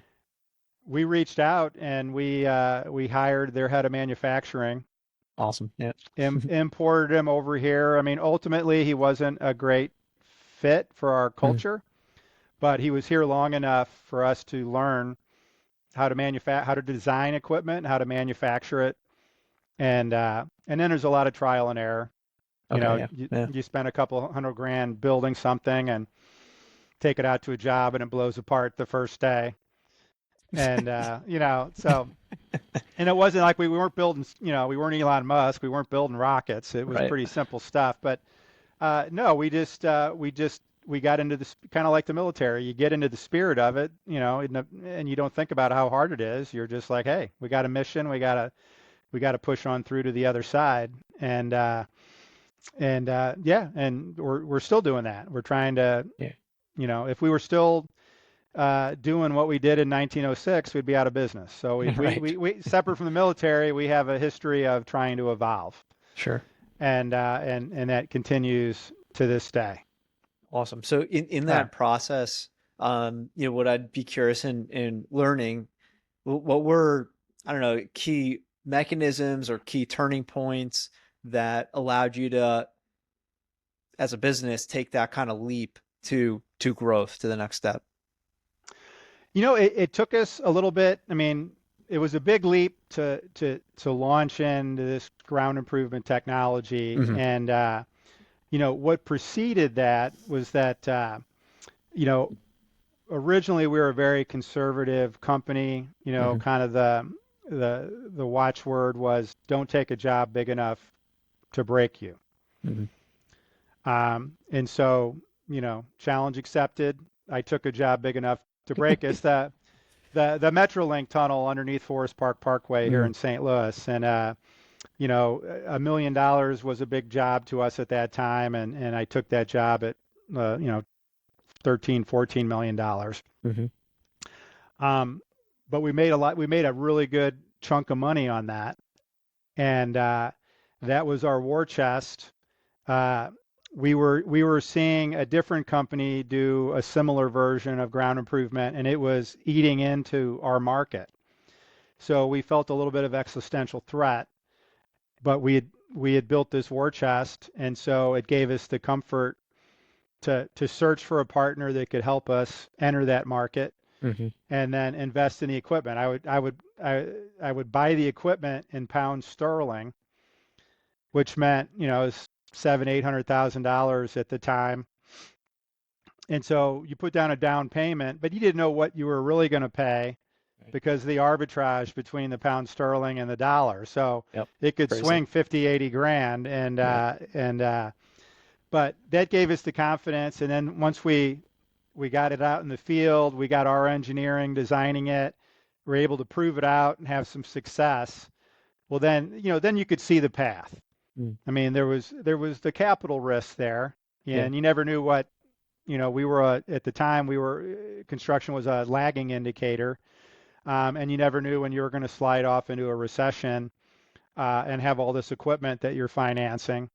But we just kept taking educated bets and investing into it and growing our skill sets, and and then eventually your risk tolerance is built up, and you can better see what's a good bet and what's a bad bet, and then that allows you to kind of lean out even further over your skis. Um, and then you build a team as you grow, and now you've got teammates that Yeah. they also have a lens into the risk and the possibilities, and having more brain power involved improves the quality of decisions, and yeah, we're going to be well over 50 million this year from the 3 million that we started in the early Mm. 90s, Mm. and yeah, we're just going to keep growing as long as the market makes it possible. Yeah. That's amazing. Congratulations on that growth. Love Yeah, to hear it. thank you. Definitely. So that was on the business side. Awesome to hear. Now on the personal side, how do you, um, like in hindsight or just general advice, in terms of, personal growth in a company? Yeah, I'm a big believer in staying well rounded, no Mm. matter what you do for a living. Uh, you can be hyper focused on work, but if you hit some road bumps at work, you know, now you're dealing with outsized stress or, mild depression, whatever. And the quality of what you're bringing to your work isn't as good. But if you pursue other interests, Mm. whether it's hobbies or charity work or, you know, your church, whatever it is, the more you spread out your interest, the larger your aperture becomes to see everything. And when you bring that large aperture back to your workplace, now you see things that were always there, but your aperture was screwed down too tight. You couldn't see it. Now you can see more risk and more opportunity and more potential in your people. That I don't necessarily know how you do that if you're hyper specialized. Mm. So a question on what you just said, No, kind of alluding back to what I keep laughing at and just not understanding is how you were doing reserve duty, growing as personal, I mean personal life and civilian profession, right? Meaning right. kids, also MBA, and then civilian profession.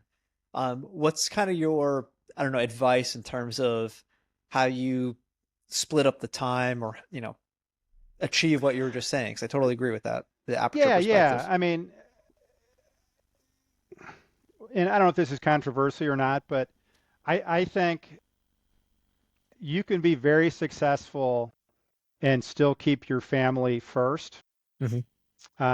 You just have to do a lot of communication and make sure you have, buy-in from your spouse and understanding from your kids, and then pursue the other things that you think are going to add to your life and ultimately to your family's life, and keep communicating it. So what that looked like for me is I would come home with a leadership issue from the military or a management issue from Subsurface, and I would make that a topic of conversation with my kids at the dinner table, and really, explaining to them what what I'm dealing with, and here's the issues, and here's the feelings. What do you guys think?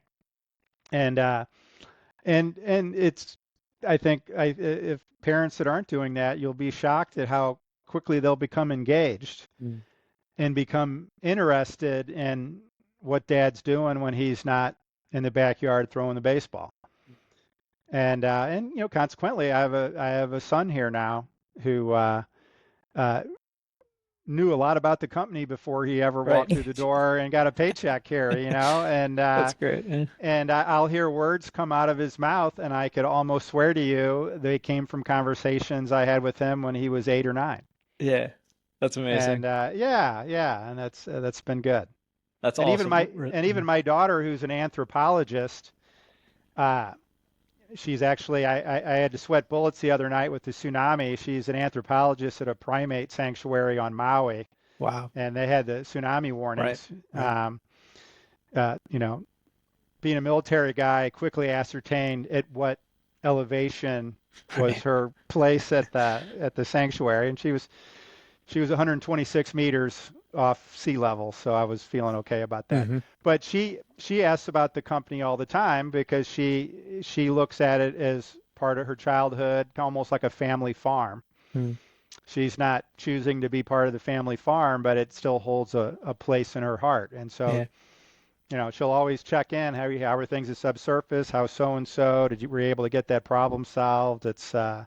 It's great. It's That is great. great. It was a positive way Yeah. to be ambitious and to pursue a goal that had finances attached to it, Yeah. um, without neglecting your most important legacy, which is Mm. your family. That's amazing, amazing advice. I'm gonna, after our recording, I'm gonna go and tell my wife about that one, because I Yeah, think yeah, that's definitely worthwhile implementing. Awesome, awesome advice. cool. So I want to also give you the opportunity because I don't know if we made it clear to say what your business does, um, and Sure. anything, surrounding that you wanted to add about your business. Yeah, we're a subcontractor in the construction industry, primarily commercial, Mhm. although we'll do some residential if it's big enough. But we focus on deep foundations, earth retention, and ground improvement.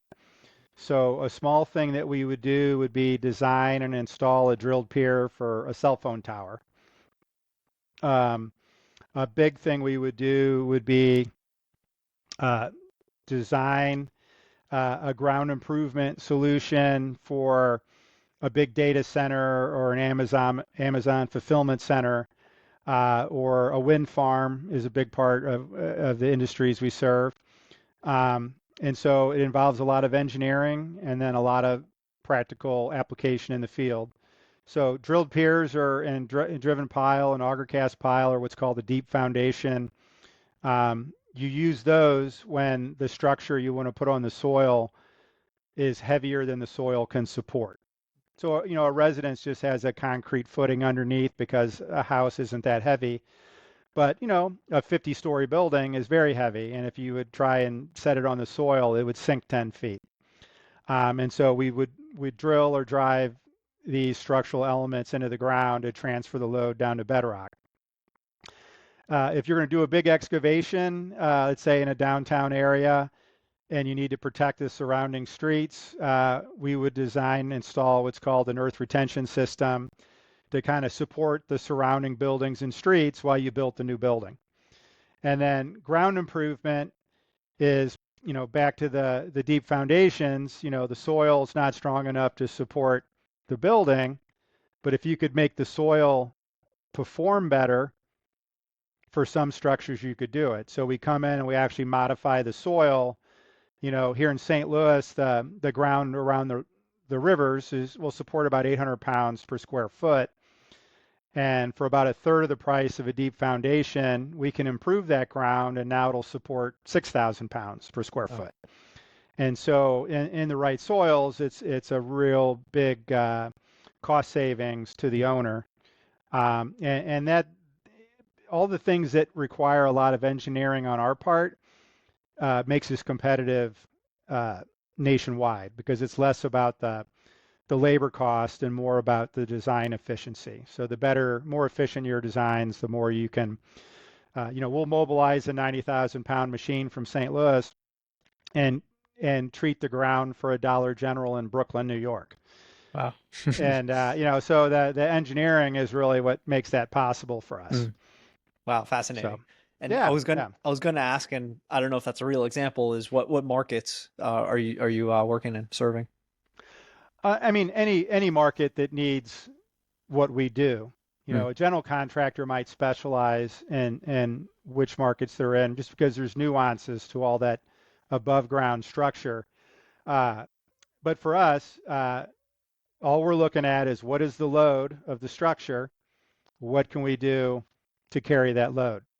So for us, it could be a cell phone tower, could be some of the bridges they're replacing on Highway 70. We've done big wind farms all over the country. We've done a lot of petrochemical plants, Hartford, Illinois, and all over.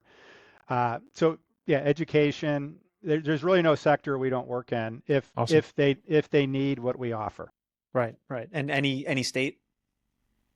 Any state. We no offense to you Californians that might be listening. We had an office in Southern California, and it was very difficult to work there. But just about everywhere else, we continue to work. But yeah, currently we're not licensed in California. Okay, yeah, got it. Yeah. So kind of wrapping up the show, your story. I know we touched on this a few times throughout, but I want to give a specific opportunity to plug this in, which is translatable skills, military to civilian profession. Sure. I mean, there's a lot. I mean, so, there's the obvious ones like, management and leadership. But the less obvious ones are, there are plenty of people of high integrity who never served in the military. I would argue, if you're pulling from a pool of strangers, people with honorable discharges almost always bring a pretty high level of integrity to the workplace, which as an operator of a business, having high integrity people translates to the bottom line every year. But then all the subspecialties, just problem solving skills, being thrown into the deep end and having to figure out how to swim, for lack of a better term. And it doesn't matter if you're, Army Delta Force or a Navy cook. You're just going to get responsibilities thrown on you, and no one wants to hear your complaints about why it's hard. They just want you to show them the magic and get it done. And I think that's one of the single biggest things that veterans offer employers is just that mindset of, getting things done by Yeah. hook or by crook. Yep. Yep. Well said. Yeah. I know you kind of Mm. brought up that example earlier on in terms of, Yeah. you found a problem, you just figure out how to get around it one way or the other. And I completely agree with that. And I think that's a really, I don't know, underrated, but whatever. It's a very important skill set that it's really ingrained in veterans to bring into any workforce. Yeah. And, what'll be interesting going into the future is, the pace of technology is so Hmm. fast that sometimes, depending on where people are in the military, they're seeing some of the technology that hasn't hit the civilian workplace yet. Yep. And Hmm. I mean, so there's a lot of uh, MOS and job specific stuff Hmm. that people can bring from their service and into their workplace and have an impact right away. Yeah, great point. That's definitely something that's evolving at a ridiculous pace right Yeah, now, generally yeah. speaking. Yeah, great point. Awesome. So before we're gonna close out with our last two questions, but before we do Hmm. that, anything I didn't ask or that you'd like to add? Um, no, I appreciate this opportunity to kind of go down memory lane and Yeah. think about my past in a more critical way. But no, I feel very blessed. I was shot at a couple of times, but no heavy combat, and but just met amazing people and had some amazing experiences. And uh, if I had another life, I'd do it again. Yeah. Yeah. Love Yeah. that. Love that. Awesome. So closing out with last two questions. I'll start with any book or books that you'd like to recommend. That was a tough one. I thank you for the prompt ahead of time Yeah. because I've been a pretty heavy reader over the years, Mhm. and trying to pick one or two books was hard. But I did pick one, and Awesome. is uh, there's the biography of General Boyd. Mm. He's the one who invented the OODA loop. I don't know if you came across the OODA loop in your military time. The OODA loop, I should have mentioned that in the interview, is that played a huge role as we moved from a couple of small local competitors to competing against global conglomerates and being able to swiftly move through the decision-making process. Um, but his biography is fascinating uh, on how he came to develop the OODA loop. Observe, orient, decide, act. For those of you that might not be familiar with it, whoever can move through those loops faster than your opponent will get inside their head, which Boyd is referred to as the father of asymmetrical warfare because of Mm. that very concept. And Desert Shield and Desert Storm was the test bed for his ideas. And you saw how quick we rolled up Iraq because our OODA loops were crazy fast before Iraq got through their first loop. Hmm. Wow, fascinating. That is Yeah, awesome. and that guy went on to take a role in the Pentagon uh, to where he almost stood outside of the Pentagon brass so that he could continue to develop ideas without too much resistance Mm. from kind of the machine. Yeah. But Mm. great book, great story, and the output of that man's life, is still having an effect today. Sure. Yeah, sure. If you have that like contextual example on from your business perspective that I think you were alluding to, would love to hear it. Oh yeah, without a doubt. Sorry, I thought you were going to ask me. The name of the book just says Boyd, the Fighter Pilot Who Changed the Art of War Awesome. by Robert Coram. Mm. But yeah, so how we looked at it is, sorry, I shrunk my screen. I'm trying to make it come back. Here we No go. problem. Um, is as I told you, we were a regional guy with regional competitors, and when I first came back to the company, you know, subsurface constructors, company B, company C, they're all the same. That's how the market viewed us. Hmm. Um, and so we just started to move through these OODA loops really quick. At first, I had to kind of like get everybody on board with what that was and how it could apply to us. But then we started to invest in newer technology and much more expensive technology. I remember a competitor walking onto one of my jobs looking at some of the equipment we had, and he just shook his head, said, "There's not enough money in this industry for that kind of equipment." And then about the time they figured out there was, we'd already moved on 2 more loops. So we'd gone to even new equipment. Now we're designing our own work, and then now we're building our own equipment.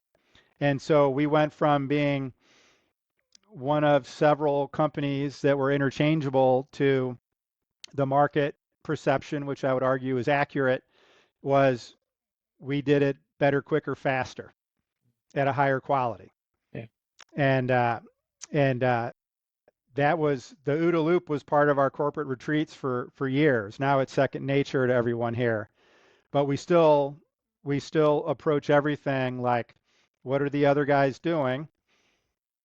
How can we do it better, and how can we do it faster? And then as soon as we do that, how can we repeat that again? Let's get as many laps ahead. And you can apply that to almost any aspect of your life. Yeah. And it's certainly been good for the company. Fascinating. Yeah. Really Yeah, awesome business advice. So yeah, I'm glad we're able to incorporate that back. Awesome book recommendation. I'll sure. have that in the show notes. Great. Last but not least, what is your wellness practice? What does that look like for you? Yeah, to me, as I've gotten older, I used to be a triathlete. I Hmm. mentioned that. So to me, I kind of I have a list of workouts I need to accomplish every week, but they're not in any specific order, and that's on purpose. So, I try to swim, half a mile to a mile every week. I try to, do resistance training, free weights twice a week, try to run once a week. Uh, um, I used to box, so I'll try and do, bag work once a week. But it's in no order because if I put it in an order, my brain will go to work like, you don't Right. really feel like swimming today. Why don't you tomorrow, right? Well, now I can just go through the list and, Yeah. and I row Mhm. on a rowing machine. So that's the safety stop there. Is like 20 minutes rowing if I try to talk myself out of everything. But generally, I have this list of to try and get my whole body worked, get my heart rate Mhm. up, add muscle mass, and so I have that mix of things, and I try Mhm. to make sure I hit them in the quantity that I want every week, just not in the same order, based on whatever my motivation Yeah. is. I totally agree with that, is to Yeah. not have like a strict order because it's very easy for your brain to create an excuse if you do that. Rather, it's just a general Yes. goal. Get through that Right. goal. Yeah. That it definitely is the case for me. Yeah. Yeah. Great. Yeah. Great advice. Great practice. All right, Jim. Really appreciate you jumping on and sharing your story. Thank you so much for joining us today. Yeah. Thank you, Adam. You've been great. Awesome. Thanks so much. All right. Bye, everyone.